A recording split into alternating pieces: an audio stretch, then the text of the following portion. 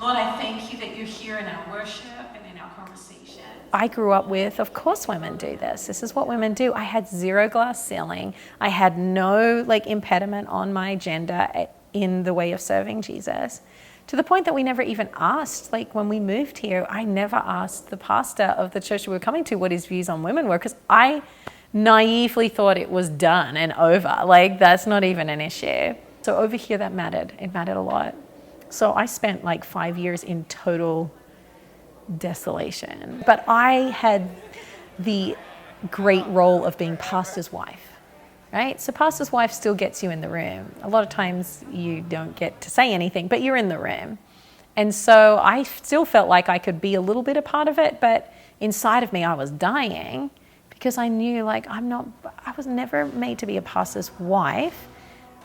I'm a pastor. But then we ended up starting a church, and we started it with me being the lead as well as my husband. We did it together. I was the only girl in the room most of the time. And when you're the one girl, it's actually a really easy position to be in. But a friend of mine challenged me 5 years ago, and she's just like, are you content to be an anomaly? Really? Is that just going to be the legacy of your life? Is I'm the chick that the guys tolerate, but they still don't believe that women can do this? She's like, or are you going to actively make a pathway for women who feel called to ministry but don't know where to go, don't know how to do it? How are we going to use your position of influence, not only to make it good for you, but to make it good for women everywhere?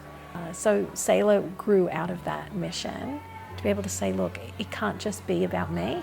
And now, my whole perspective has shifted. And so for as many years as I get to be pastor of this church, the enduring legacy that I want to leave is that there is scores and scores and scores of women and men that have been ordained in this church and have been sent out to do what God has called them to do all over the world.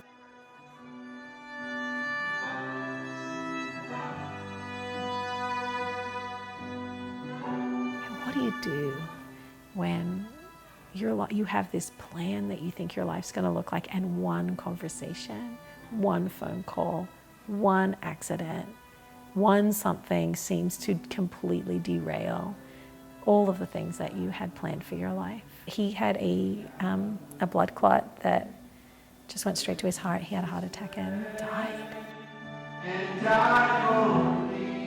And we named this church Life on purpose, not good life or abundant life or best life or magic life or sparkle rainbow life. No, we named it Life, because life happens, and sometimes life isn't great. Sometimes it's not amazing. Sometimes it's really, really hard.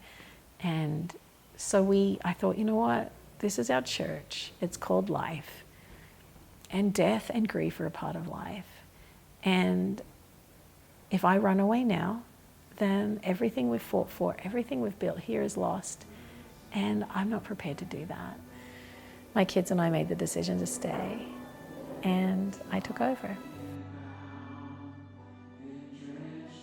I have always led Sailor. I have always been really passionate about it. But again, I've been standing on that stage telling women that they can do it, all the while having 100% the support of my husband. But now, this year, I feel like what I've been talking about in theory for the last 4 years, I'm now living out in reality, where I am pastoring a church as a woman without a safety net. I'm doing it by myself. As a woman, I am leading a faith community in Columbus, Ohio, and I believe that it is good and right, and that God is in it.